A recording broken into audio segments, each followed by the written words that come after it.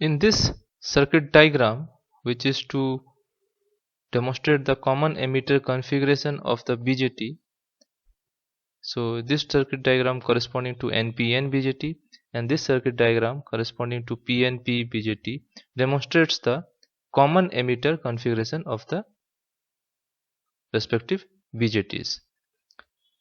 We have fixed the polarities of these DC power supplies, this VBB, this VCC, this VBB and this VCC, in order to keep the BJT in the active region, to keep the BJT in the active region. So for that we have assured that this base emitter PN junction is forward biased and this collector base PN junction is reverse biased.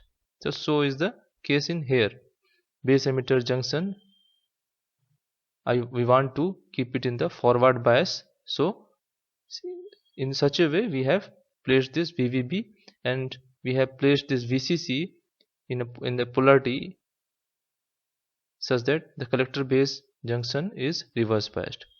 So this is one way of putting the polarities, fixing the polarities of these DC power supplies.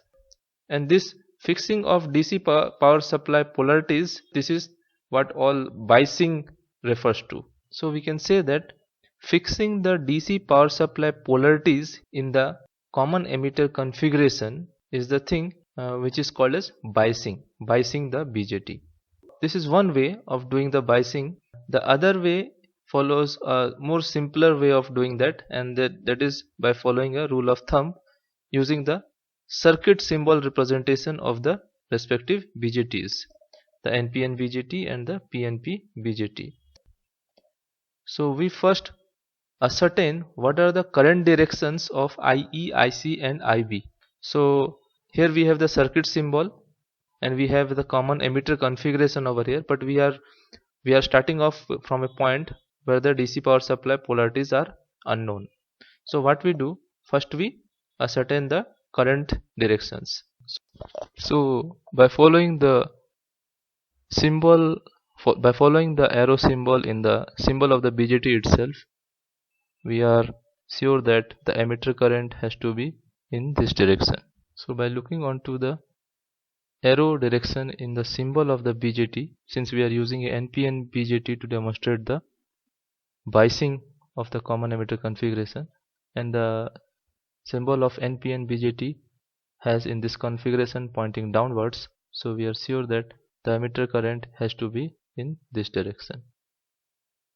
Then we know that the Kirchhoff's current law for the BJT is IE is equals to IC plus IB. So since the emitter current is outgoing from this BJT package, IC and IB must be incoming. So we come to a point where I know that IB has to be incoming as well as IC has to be incoming. So now since the current directions of the BJT is fixed, it becomes quite simpler to fix the DC power supply polarities. To get a direction of current in this direction, this side should be at a higher potential than this side. So this is what we can call VBB. So VBB has a polarity in this manner, positive this side, negative this side. Now coming to the output loop, the IC current is in this direction. So to support the direction of IC current as decided here, we must have this point at a higher potential than this. So this sort of DC power supply will only ascertain such a current in this direction. So this is how we are fixing the VCC.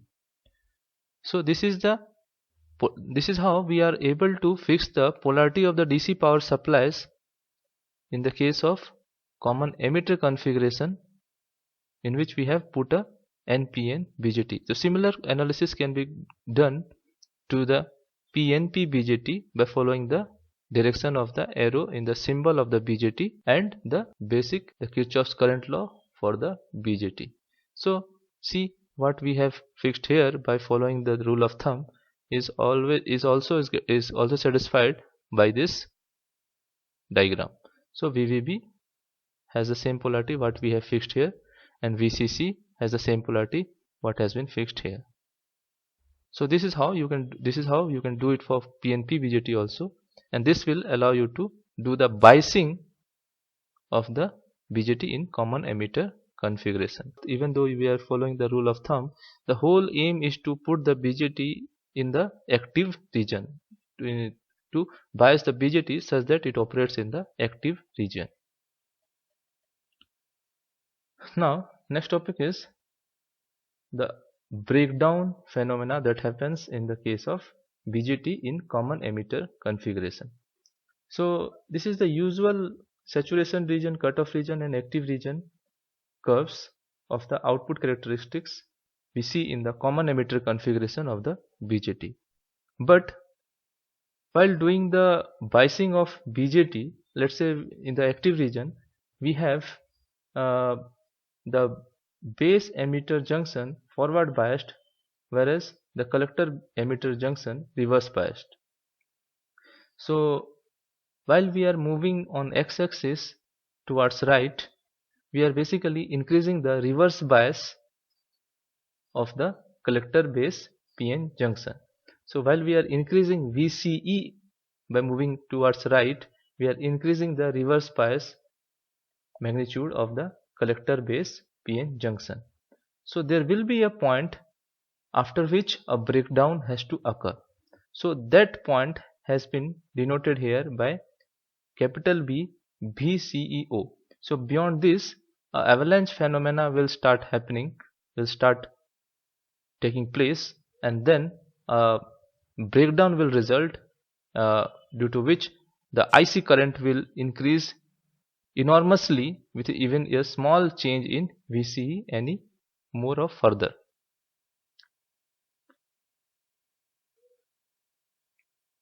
If you see for the higher values of IB, the curves are almost climbing vertically, almost changing vertically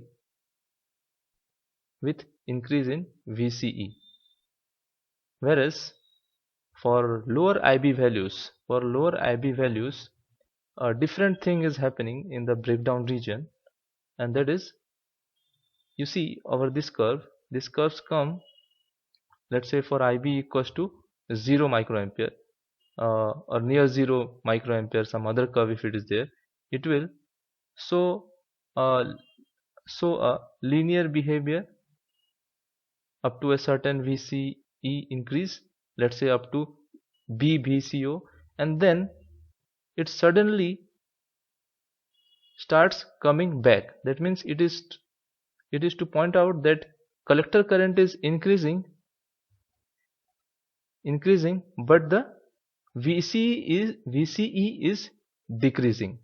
So this is an unusual phenomena to be seen here, and this is prevalent in the breakdown region, where the breakdown has already taken place. There we can see this phenomena. So the increase in collector current, although the VCE is decreasing, so this is same as something, the current increasing where the voltage drop decreasing. So this is a sign of negative resistance. So we see a phenomena of negative resistance in this region for lower values of IB. For curves corresponding to lower values of IB, this negative resistance phenomena will be observed. This may not be so prominent, this phenomena, the negative resistance phenomena may not be so prominent for the higher IB value curves. So it is most prevalent for the lower IB value curves only. So after analyzing the common base configuration of the BJT and the common emitter configuration of the BJT, the last configuration which is left is common collector configuration. So in this configuration, the collector terminal is common to the input loop and the output loop of the circuitry, and the collector terminal is connected to the reference ground. So this is the common collector configuration of the PNP BJT, and this is the common collector configuration of the NPN BJT. So here we have in this circuitry the construction diagram has been used to demonstrate the configuration, so which can be easily replaced by the circuit symbol representation of the respective BJT. So this is the circuit symbol representation of the PNP BJT, which can be well put over here, and this is the circuit symbol representation of the NPN BJT, which can be well put here to replace the construction diagram. And the biasing part, as we know, we can decide upon the polarities of the DC power supplies very easily by using the rule of thumb in two steps. First, by following the emitter current direction, which follows from the symbol of the BJT itself. So since we have the IE direction into the BJT, so we already know that IE current will enter this terminal, emitter terminal, and we put the Kirchhoff's current law, which says IE is equal to IC plus IB. So by that notion, since IE is entering, IB and IC must exit the BJT. So once we get the knowledge about the current directions of the three terminals of the BJT, obviously, so that this polarity of DC power supply only can have a current direction of this direction, the direction we have already decided in the first step. So this has been followed in this circuitry also. So we can easily decide upon the biasing part of common collector configuration of the BJT. So similarly in the output loop, so to support this direction of current, we must have a DC power supply which is of this polarity. So exactly what we decide upon here, it seems to reflecting here also. So we are deciding correctly. So this is the way we should go, and this is the correct thing which will end up with if we follow the two-step process of deciding the biasing. So the first step being the getting the current directions on the basis of the symbol of the BJT in use, whether NPN or PNP BJT used, and then putting the Kirchhoff's current law of the BJT, and afterwards the input current and output current can be supported by proper polarity power supplies. So the same thing can be repeated for the NPN BJT, and these polarities can be verified to be correct. Then in contrast to the common emitter and common base configuration, common collector configuration is having a very high input impedance and a low output impedance. This is not the case with common base and common emitter configuration. Common base configuration has got low input impedance and high output impedance, whereas in the case of common emitter configuration, the input impedance and the output impedance are somewhat moderate, but we can still say for the common emitter configuration that the input impedance is low and output impedance is high. But in contrast to the two cases, the last two cases, that is for the common base and common emitter, in the case of common collector configuration, we are having high input impedance and low output impedance, and this sort of characteristic of the common collector configuration makes the common collector configuration extremely useful for using this configuration for impedance matching purposes. So impedance matching is something which we have to take use of when we transfer power from one circuit to another circuit, and we require that maximum power getting transferred from the input circuit to the output circuit, from the one circuit to the other circuit. So for maximum power transfer, we need to make sure that impedance matching is proper, and for doing that impedance matching, the common collector configuration of the BJT is very much appropriate. Then talking about the input characteristics and the output characteristics, we do not spend much of time getting the input and output characteristics of the common collector configuration once we already have the input and output characteristics of the common emitter configuration of the same BJTs which we want to have the input and output characteristics of in the common collector configuration. That means So once we have the input and output characteristics of the BJT in the common emitter configuration, those input and output characteristics can be modified, and those modified characteristics can be used as the input and output characteristics of the BJT in common collector configuration.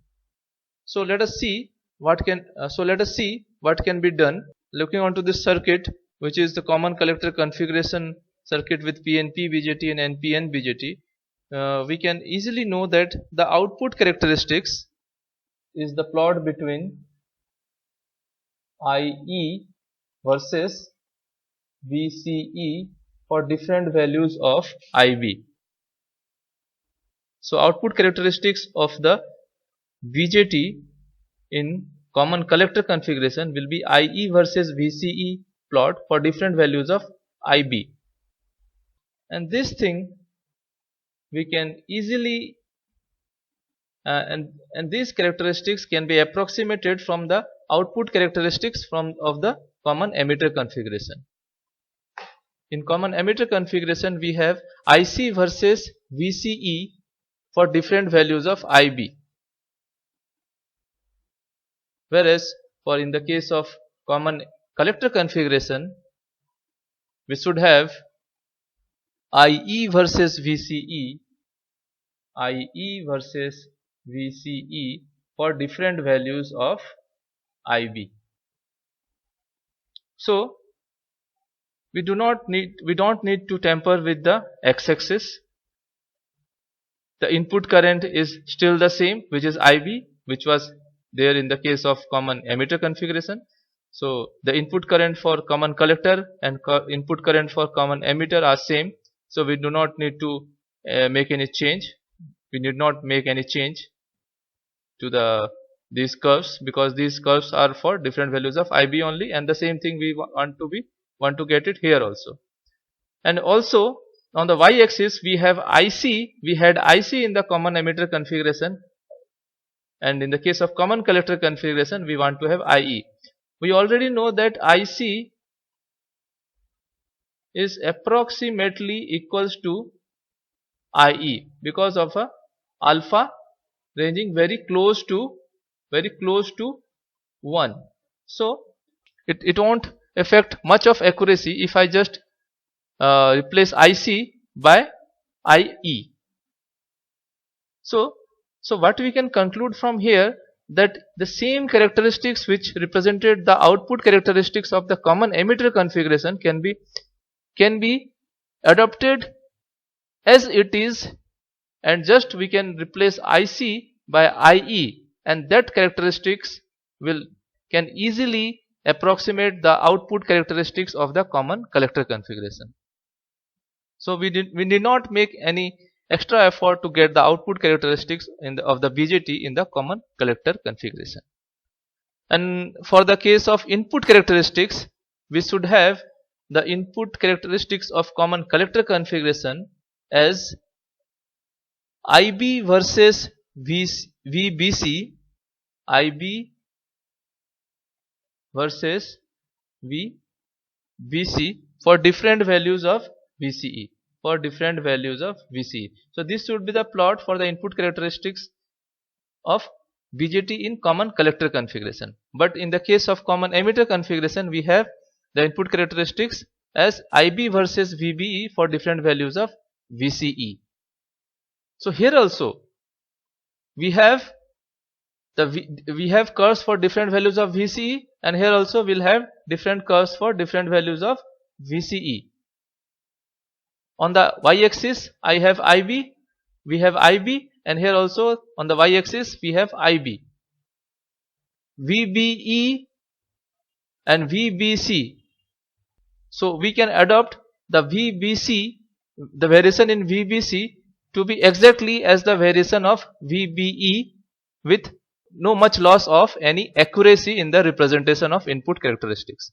So these very input characteristics can be easily adopted, easily modified to give you the input characteristics of the common collector configuration. Here also the output characteristics of the common emitter configuration can be easily adopted and modified to get you the output characteristics of the common collector configuration.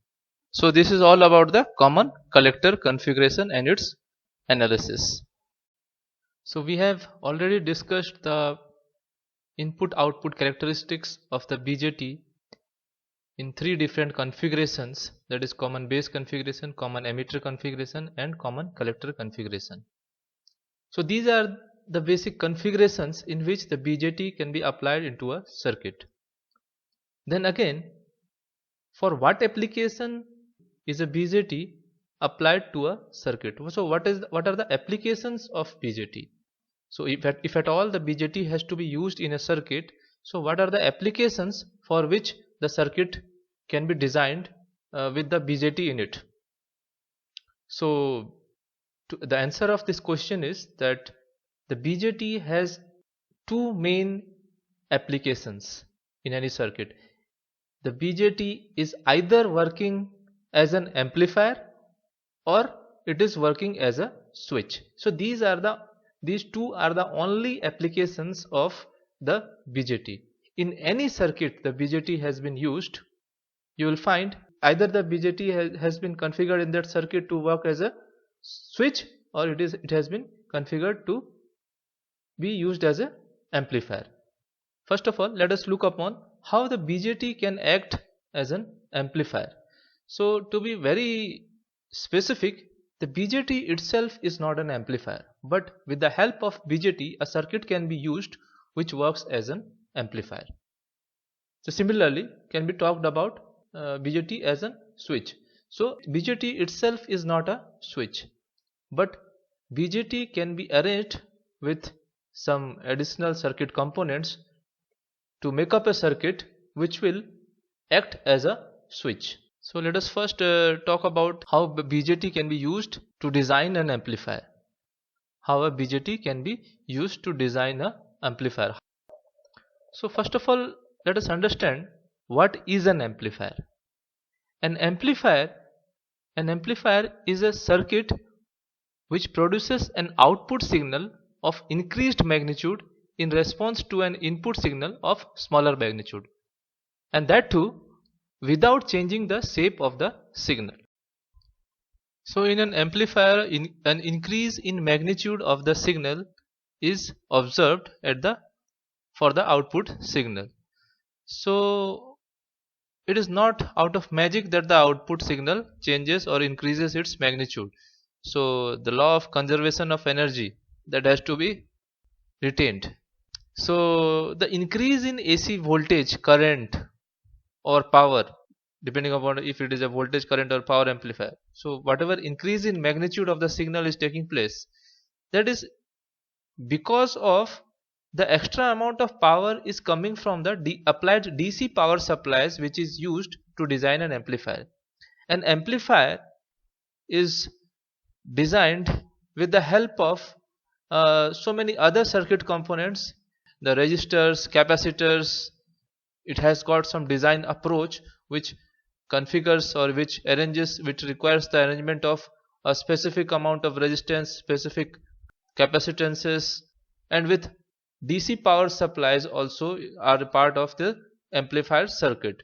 So whenever the amplifier designing is over and we apply it as an amplifier, the increase in the magnitude of the output signal, the output signal, when it comes out with an increased magnitude, that increase in magnitude of the signal is due to the additional power tapped from the DC power supplies that has been used to design the amplifier. So certain amount of DC power is converted into AC, so that the output AC signal is of somewhat higher magnitude. Another concept, the concept of operating point for an BJT, has to be very well understood so that we can realize its application, whether it may be its application as an amplifier or as a switch. So the operating point has to be understood in a very well manner. So when we have already discussed that whenever we want the BJT to be used to design an amplifier, it must be biased in a manner such that the operating point lies in the active region. In the case of the application of BJT as a switch, two operating points are involved. One operating point is in the saturation region and another operating point is in the cutoff region. So this is very crucial to understand that whenever we want the BJT to be used in an amplifier circuit, the operating point must be in the active region, and this is there is only one operating point for which we design the circuit. But in the case of using a BJT in a switch, the circuit is designed to have two operating points, one operating point at a time. So when we say switch, basically any switch has two states, on or off. In a similar manner, the BJT switch also works. The BJT switch may be in a off condition or in the on condition. So that is why correspondingly we also have two operating points on the basis of in which state the BJT switch is in. So when the operating point is in the saturation region, when the operating point is in the saturation region, the BJT switch is in a certain state. When the BJT switch is having the operating point in the cutoff region, then the BJT switch is in the another state.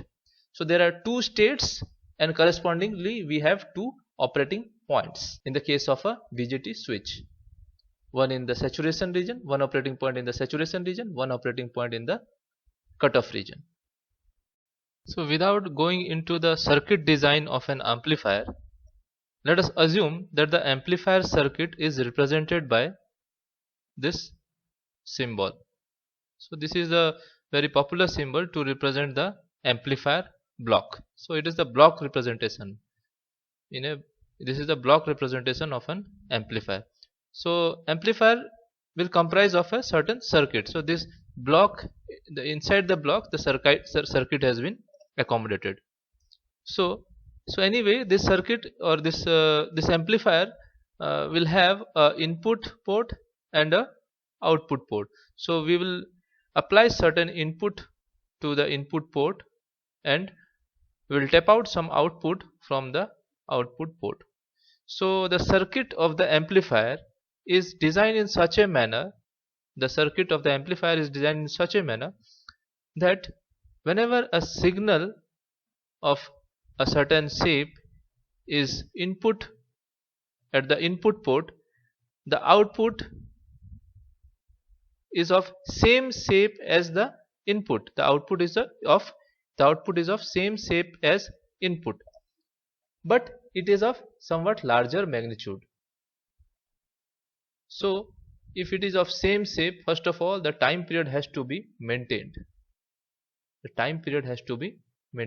So whatever time period, if it is a periodic signal, whatever time period this input signal is of, the same time period will be there for the output signal.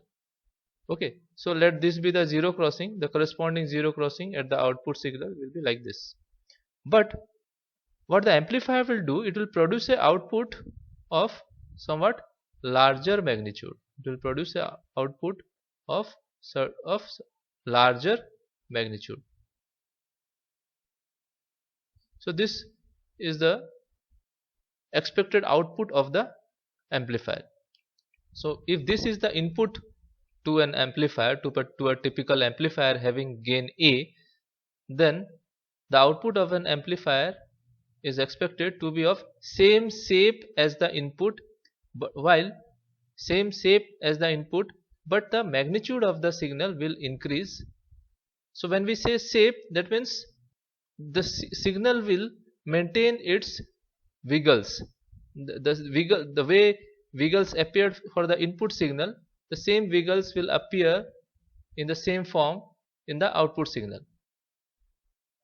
Okay, and if it is a periodic signal, the time period will be also maintained. So if this was of time period t, then this will also be of time period t.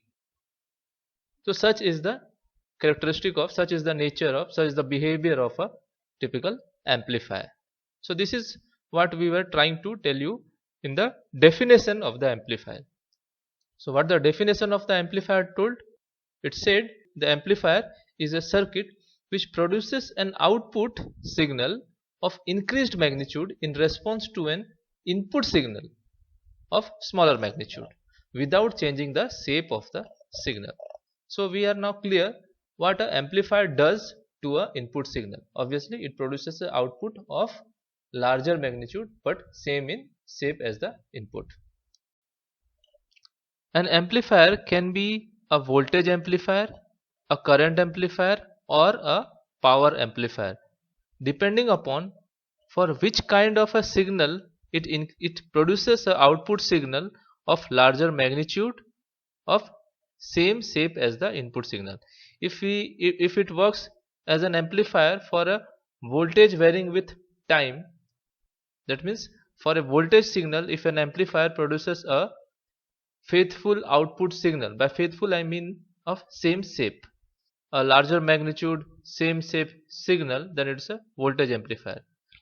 If you have an amplifier which works for a current signal, that means if a signal which is basically current varying with time, if such a signal is input to that amplifier and it produces an output signal which is of same shape but of larger magnitude, then it's a current amplifier.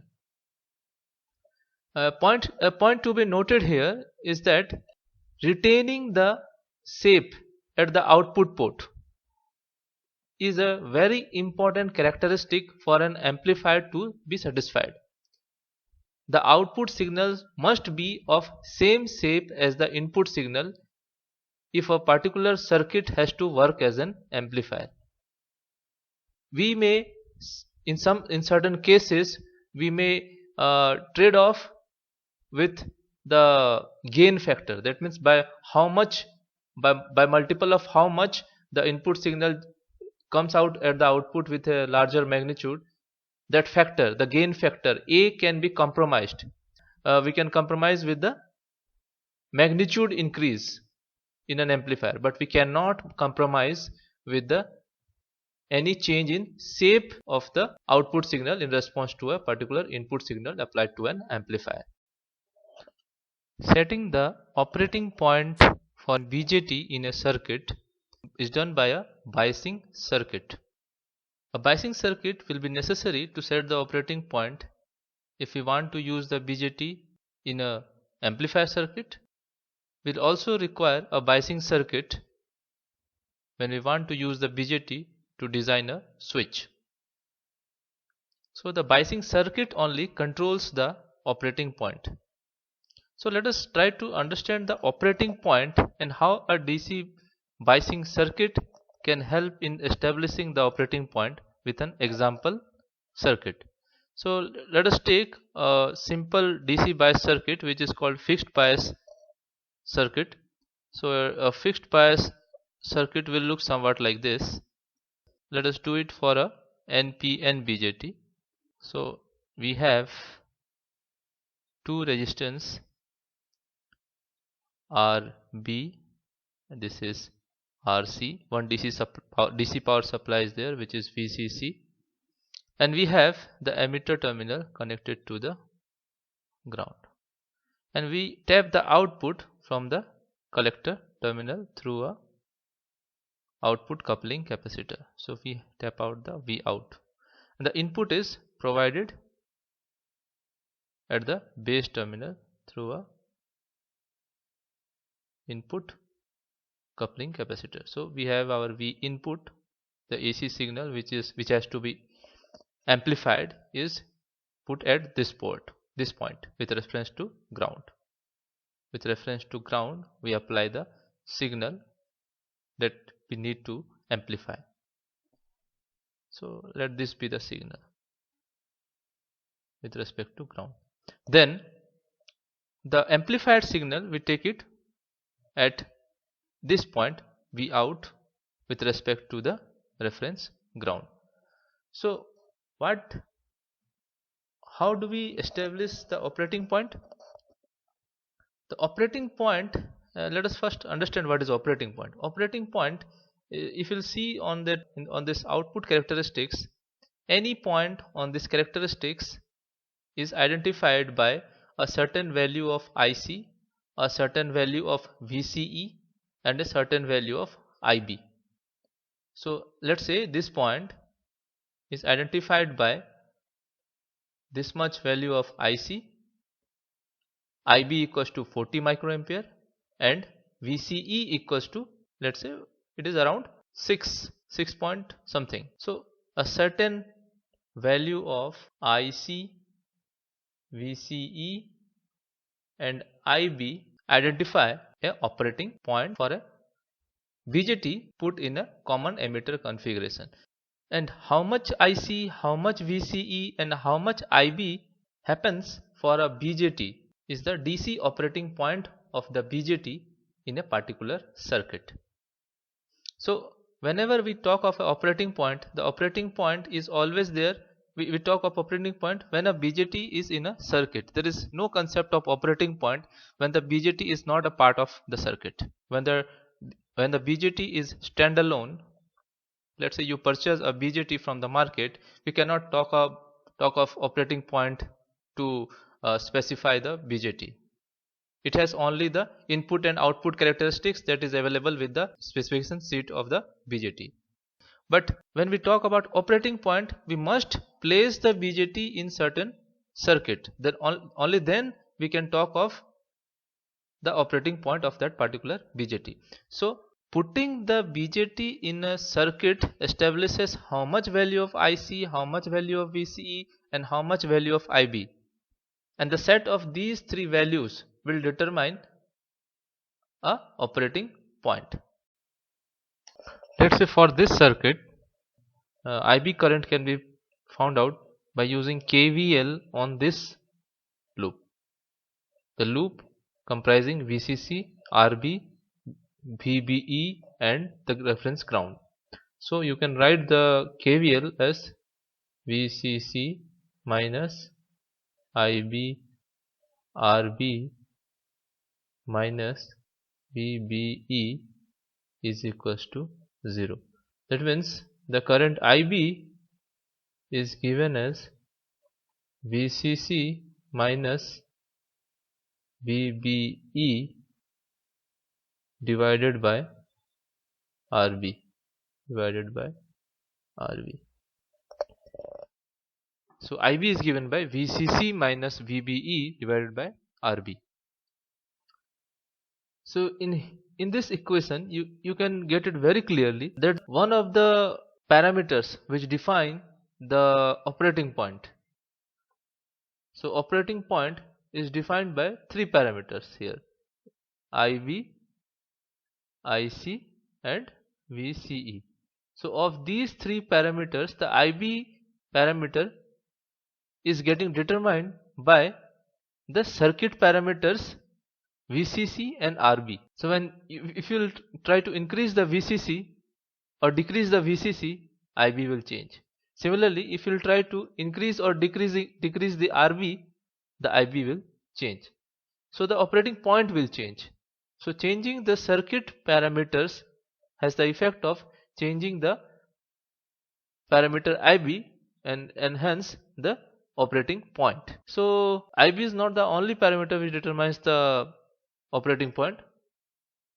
The other two parameters can also be found out in terms of the circuit parameters. And if IB is this much, IC is simply beta times IB. So once IB is fixed, IC is also fixed. So once IB is known, IC is also known. Then the third parameter which determines the operating point is VCE, and that can be found out by using KVL on the loop comprising VCC, RC and VCE. So we'll write the KVL for this loop as VCC minus IC RC minus VCE is equals to 0. So this gives me VCE is equals to VCC minus IC RC. So this is how I am getting the VCE, which is one of the parameters for defining the operating point.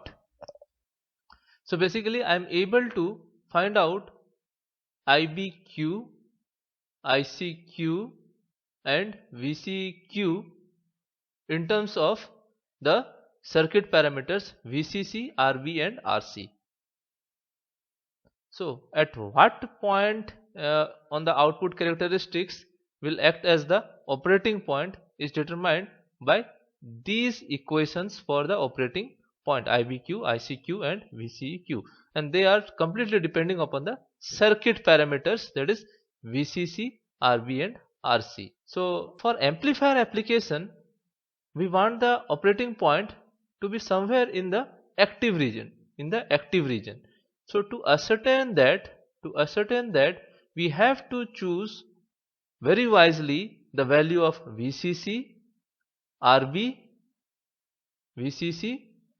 and RC such that the IBQ, ICQ and VCQ gets placed in a suitable point in the active region, so that the operating point is in the active region and we can well use such a operating point for amplification. That means we can well use the BJT with such operating point as an amplifier circuit. So this is the whole idea of doing biasing. Here we are using Q to denote the operating point parameters, because operating point doesn't move, it is a DC, it is a static point. So Q stands for quiescent point. Quiescent is to denote that it remains quiet, it doesn't move. So if you try to relate with this circuit, the value of IBQ, ICQ and VCQ are such values of currents and voltage which prevails for this BJT in this particular circuit when there is no signal, when there is no AC signal at the input. So when we try to apply a AC signal, we get a output AC signal, and how the output signal is related to the input signal depends upon the chosen operating point, the fixed operating point which we have selected by choosing a value of VCC, RB and RC. So when we have chosen an operating point somewhere here, we already know what is the IBQ, ICQ and VCQ for this particular operating point. So when an AC source is applied at the input port of this circuit, if the operating point is chosen somewhere here in the linear or active region of the output characteristics, what will happen? In the effect of this AC source, the IC, IB and VCE will change in a neighborhood of this point, and that will result into a changing signal at this point,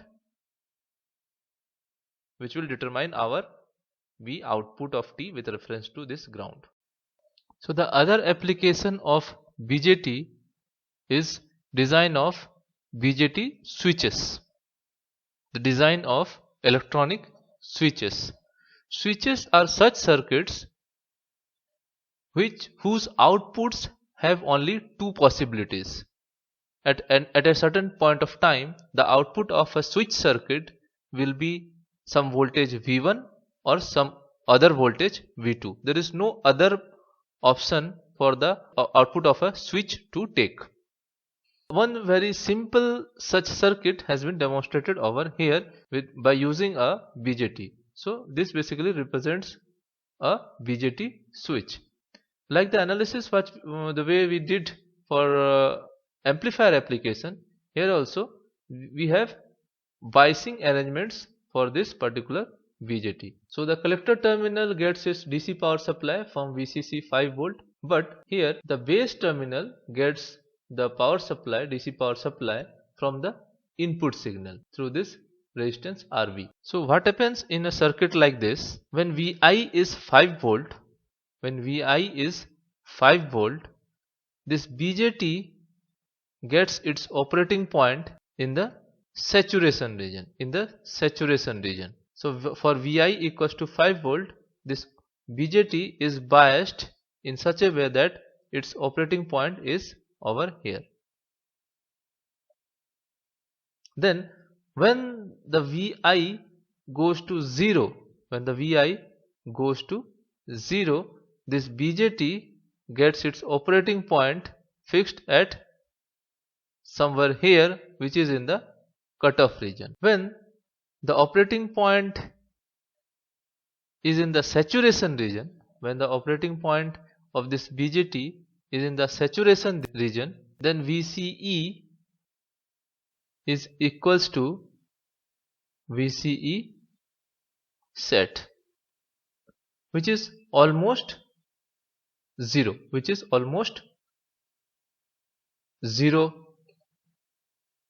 in this case of common emitter configuration BJT.